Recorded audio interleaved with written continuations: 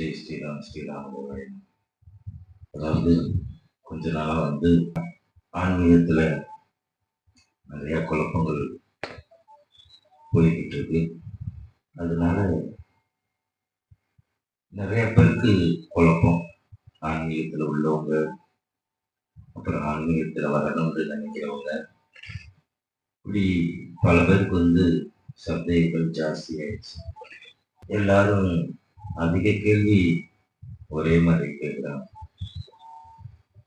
என்ன அவங்கள நினைச்சு நம்மளுக்கு சங்கடமாவும் இருக்கு. நம்ம ஆன்மீகத்துல எல்லாத்தையும் சொல்ல முடியாது, சொல்லவும் கூடாது. ஏன் அப்படின்னம்னா, இது அவங்கவுங்களா உணரணும். ஒண்ணும் நம்ம எல்லாத்தையுமே சொல்லிக்கிட்டே போனோம்னா அதே நினைப்புல கற்பனையில இருப்பாங்க. அதுவும் நம்மள்ட்ட கேட்கறவங்கள்ட்ட எல்லாம் நம்ம சொல்றது முதல் வார்த்தை, இந்த ஆன்மீகம் ஒரே மாதிரி இருக்காது.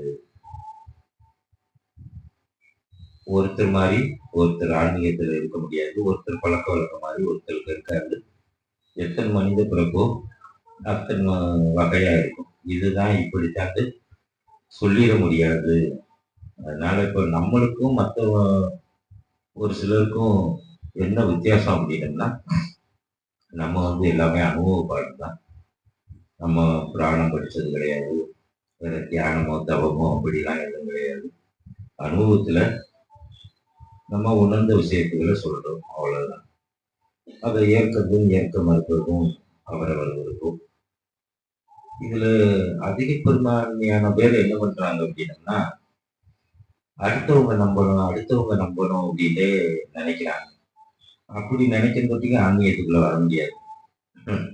அடுத்தவங்க நம்பணும், அடுத்தவங்க ஏற்றுக்கணும்னு நினைச்சா இதெல்லாம் நடக்காத ஒண்ணு. நம்மளுக்கு திருப்தியா இருக்கா, நம்ம பாதையை நோக்கிதான் நம்ம போகணும் மொழிய. அடுத்தவங்க நம்புறாங்க நம்பல, அது அப்பாற்பட்ட விஷயம். அவங்ககிட்ட நம்ம இதைத்தான் சொல்றோம். முன்னாடி நம்ம இதை நிறைய பேசியாச்சு. நம்ம நிறைய விளக்கங்களுக்கு யூடியூப்ல இருக்கு, தேடுங்கன்னா அவங்களுக்கு தேடுறதுக்கு டைம்ல ரெண்டாவது தேட முடியல. ஏன்னா அந்த 1000 தாண்டி 1400 வீடியோக்கு மேல இருக்கு. நம்ம யூடியூப்ல 1400 வீடியோக்கு மேல இருக்கிறதுனால அவங்களுக்கு அவங்க கேட்கிற பாயிண்ட்ஸ்களை தேடி எடுக்க முடியல. நம்மளுக்கும் தேடி வேலையா இருக்கிறதுனால அவங்களுக்கு லிங்க் அனுப்புறதுக்கே கஷ்டமா இருக்கு. அதனால சுருக்கமா சொல்லுவோம். அடுத்தவங்க நம்பணும் அப்படின்னோம்னா, அவங்க எதையோ அவங்கள்ட்ட எதிர்பார்க்கிறாங்க. அதாவது மக்கள்கிட்ட யாரு நம்ப வைக்கணும்னு எதிர்பார்க்கிறாங்களோ அவங்கள்ட்டையும் அவங்க பணமோ பொருளோ ஏதோ ஒண்ணு எதிர்பார்க்கிறாங்க. இல்லாட்டி அட்லீஸ்ட் மரியாதையாவது எதிர்பார்க்கிறாங்க. அதைத்தான் நம்ம எல்லாத்துக்குமே சொல்றோம். அது இருந்த ஆன்மீகம் சரிப்பட்டு வராது. ஆனா இப்போ அப்படித்தான் போய்கிட்டு இருக்கு. ரைட்டா? நம்ம ஆன்மீகம்ங்கிறது வேற. அதனால அடுத்தவங்க நம்பணும், அடுத்தவங்களை புரிய வைக்கணும் அப்படிங்கிறதுலாம் சாத்தியமே கிடையாது. நம்ம பாதியை நோக்கி நம்ம போக வேண்டியதான். வர்றவங்களுக்கு சொல்ல வேண்டியதான், வராதவங்களுக்கு விட வேண்டியதான். அதுக்கும் தோணுனா சொல்லணும், தோணாட்டி தோணலை அப்படின்னு போய்கிட்டே இருக்கணும். அப்போ அதுல அவங்களுக்கு ஆச்சரியமா இருக்கு. ஒரு 2 3 பேருக்கு பேசிக்கிட்டு இருந்தோம், ஆச்சரியப்படுறாங்க. அப்ப நீங்க கூப்பிட்டு சொல்ல மாட்டீங்களா அப்படின்னாங்க. நான் எதுக்காட்டி கூப்பிடணும், கூப்பிட்டு எதுக்கு நான் சொல்லணும், அப்புறம் எப்படி நீங்க சொல்றீங்க அப்படின்னா, அவங்க நிக்கிறாங்க, தோணுனா சொல்றேன், தோணாட்டி தோணலை அப்படிங்கிற ஒரு சில காரியங்கள் தெரியுது. அப்போ நாங்க உங்களை பற்றி கேள்விப்பட்டிருக்கோம். சாமியோட பேசுறது, ஆவிகளோட பேசுறது, ஆத்மாக்களோட பேசுறது. சமீபத்துல கூட ஒரு வீடியோ பார்த்தோம் உங்களை பத்தி அப்படின்னா. அப்போ நம்ம உங்கள்ட்ட என்ன சொன்னோம் அப்படின்னா, நான் எதையுமே மெனக்கெட்டு கூப்பிடுறது இல்லை. இப்ப ஆத்மாக்களா இருந்தாலும் வாங்க அப்படின்னு கூப்பிடுறது இல்லை. அது மாதிரி தெய்வங்களா இருந்தாலும் வாங்கன்னு கூப்பிடுறது இல்லை. அதுங்களா வருங்க, அவங்களா சொல்லுவாங்க, ஏதோ அவங்க பேசுறது நம்மளுக்கு புரியுது அப்படின்னு சொன்னோம். சரியா? அப்புறம் தெய்வங்களை பத்தி கேட்டாங்க, அப்புறம் ஆத்மாக்களை பத்தி கேட்டாங்க, ஆவிகளை பத்தி கேட்டாங்க. நம்ம பேசினதுதான் கொஞ்சமா சொன்னோம். அதை கூட குரூப்ல பகிர்ந்துருக்கோம். அப்போ அவங்களுக்கு என்ன ஒரு சந்தேகம்னா, அவங்களும் ஓரளவு இறையாற்றல உணர்ந்தவங்க, ஆத்மாவோட பேசினவங்க, சாமிகளோட பேசினவங்க. ஆனா ஆதாரம் கேட்கிறாங்க, என்ன செய்யறது அப்படின்னா, ஆதாரம் கேட்கிறவர்கிட்ட நீங்க என்ன பேசுறீங்க, இதுக்கு போய் ஆதாரத்தை எப்படி காமிக்க முடியும்? அவங்கவுங்க உணர்ந்தாத்தான் உண்டு. அப்படின்னு சொல்லிக்கிட்டு இருந்தோம். அப்போ உங்கள்ட்ட இது மாதிரி கேட்டிருக்காங்களான்னா, இப்ப நம்ம சொன்னோம், நமக்கு நீங்க ஆன்மீகத்துல கொஞ்சம் தெரிஞ்சவரு கொஞ்சம் சந்தேகம் கேட்கறதுனால உங்கள்ட்ட பேசிக்கிட்டு இருக்கோம். உங்ககிட்ட ஆதாரம்லாம் யாரும் என்கிட்ட இது வரைக்கும் கேட்டது இல்லை. அப்படி கேட்கிறவங்கள்ட்ட நான் பேசுறதும் கிடையாது அப்படின்னா. ஏன்னா நம்ம யாரையும் எதிர்பார்க்கல, யார்கிட்டையும் எதுவுமே எதிர்பார்க்கல. அதனால யார் கேட்டாலும் நம்ம தோணுனா பேச வேண்டியது, தோணலையா பேச வேண்டிய அவசியம் இல்லை. ஆனா நிரூபிக்க முடியும், நிரூபிச்சிருக்கோம். ஆவிகள் இருக்குன்னு நிரூபிச்சிருக்கோம், பேய்கள் இருக்குன்னு நிரூபிச்சிருக்கோம், இறந்தவங்க இருக்காங்க அப்படிங்கிறத நிரூபிச்சிருக்கோம், அது மாதிரி சாமிகள் இருக்கு அப்படிங்கிறதையும் நம்ம நிரூபிச்சிருக்கோம் அப்படின்னா. அப்போ அந்த ஒரு சில விஷயத்த மட்டும் ஒரு 5 பாயிண்ட் 6 பாயிண்ட் மட்டும் இப்போ சொல்லணும். அது அவங்களுக்காண்டியாவது சொல்லி அந்த யூடியூப்க்கு அனுப்பணும் அப்படின்னு பார்க்கிறோம். ஏன்னா நம்ம ஒரு 5-6 பேருக்கு இதே பதில் சொல்ல வேண்டியிருந்துச்சு. என்ன அப்படின்னம்னா, இப்போ இறந்தவங்க இருக்காங்களா இல்லையா அப்படின்னா கண்டிப்பா இருக்காங்க, ஆவிகள் இருக்கா கண்டிப்பா இருக்குது. அதுக்கு என்ன அப்படின்னம்னா, நம்மள்ட்ட அனுபவப்பட்டிருக்கோம். என்ன அனுபவப்பட்டிருக்கோம்னா, இறந்து போன நபர் தன்னுடைய பொருளை இன்னொருத்தர் வச்சிருந்து ஒரு மோதிரம், அவர் போட்டிருந்த மோதிரத்தை கொடுத்துட்டு இறந்து போயிட்டாரு. அவங்க அம்மா வர்றாங்க.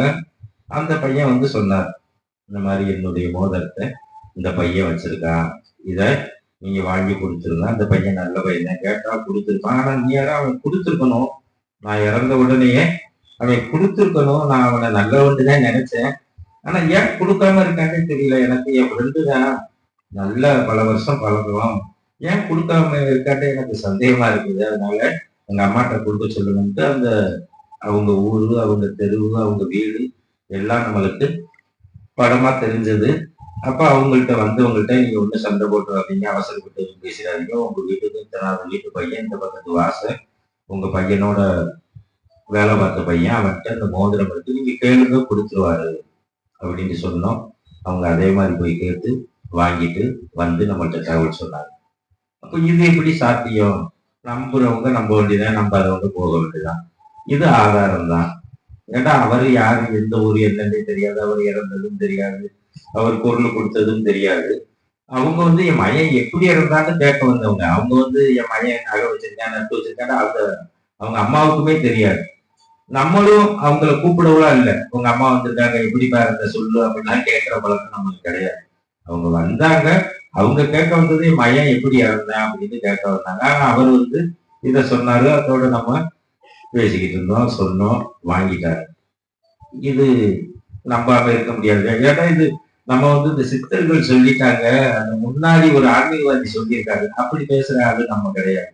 நேரடி அனுபவம் எதுவோ, நேரடியா நம்ம உணர்ந்த விஷயங்கள், நேரடியா பார்த்த விஷயங்களை தான் நம்ம சொல்ல முடியும். அதுக்கு பிறகு ஒரு அம்மா இறந்து போயிட்டாங்க. அவங்க நகைய இன்னொருத்த போட்டுட்டு வந்தாங்க.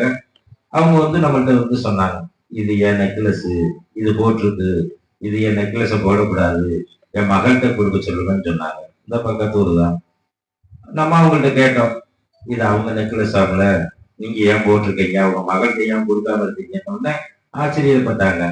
அடகு கிடைச்சு திருப்பினைய சொந்த காசை போட்டு அப்படின்னாங்க. சரி, சொந்த காசு போட்டு திருப்பினாலும் அது மகள்கிட்ட கொடுக்க சொல்லுது, வேணும்னா நீ காசை அந்த ஐயாட்ட வாங்கிக்க, அது உனக்கு நீ போட்டிருந்தா நல்லது இல்லை. ஏன்னா அந்த ஆத்மாக்கள் பழி வாங்க ஆரம்பிச்சிடும், ஏதாவது கெடுதல் பண்ண ஆரம்பிச்சிடும். ரைட்டா, கெடுதல் அதுக்கு அடுத்த கட்டமா வாங்க. அதோட சரின்ட்டு அவங்க போனாங்க. அதே போல சேலை கட்டிட்டு வந்தாங்க. அந்த இறந்தவங்க தான் சொன்னாங்க, இது ஏன் சேலையை கட்டியிருக்குன்னாங்க. அப்ப இது நம்மளுக்கு எப்படி தெரியாது? நகை கொடுத்தது தெரியுமா, சேலை கட்டிட்டு வந்தது தெரியுமா? கேட்டோம், ஆமாங்கிறாங்க. ஆமா, அவங்க சேலை தான் அப்படிங்கிறாங்க. அப்ப ஆவி இல்லை, பேய் இல்லை, பேய் எப்படி பேசுவோம், ஆவியே இல்லை, பிராடு பண்றாங்க, குத்தலாட்டம் பண்றாங்க. இதை நம்ம என்ன சொல்ல முடியும்? நம்பாதவங்க போய்க்கிற வேண்டியதான். ரைட்டா, நம்புறவங்க ஏத்துக்கிற வேண்டியதான், நம்பாதவங்க நம்பாமையே இருந்துக்கிற வேண்டியதான். இப்படி எல்லாம் ஏகப்பட்ட விஷயங்கள் நூற்றுக்கணக்கில் நம்ம இந்த 18-19 வருஷம் அனுபவத்துல இந்த கதைகளை சொன்னாலே மாச கணக்காகும். இன்னமும் அதெல்லாம் இருக்கத்தே செய்யறாங்க. அவங்கள்ட்ட கேட்டாலே அதுக்கு உண்டான விளக்கங்கள்லாம் சொல்றதுக்கு ரெடியா தான் இருக்காங்க. சரியா, எவ்வளவு சொல்றது? இந்த மாதிரி எல்லாம் இருக்கு. அதனால ஆவிகள் கண்டிப்பா இருக்கு. இறந்தவங்க வந்து பேசுவாங்க, எல்லாரும் பேசுவாங்களான்னா அது நம்ம கேரண்டி கொடுக்க முடியாது. ரைட்டா, பேசியிருக்காங்க. இறந்தவங்கல ஒரு சிலர் நம்மள்ட்ட வந்தவங்க பேசியிருக்காங்க. அது மாதிரி பொருள்களை வாங்கி கொடுத்துருக்கு. எப்படி இறந்தோம்னு சொல்லியிருக்காங்க, என்ன பண்ண போறோம்னு சொல்லியிருக்காங்க. அது மாதிரி நிறைய ஆதாரங்கள் நம்ம உணர்ந்திருக்கோம். அப்பத்தான் நம்மளே நம்பணும். அப்படிலாம் பேசுமா? ஏன்னா நம்ம ஆன்மீகத்துக்கு புதுசா வரும்போது தெய்வங்கள் வந்து பேசுறதே நம்மளுக்கு புரியாது.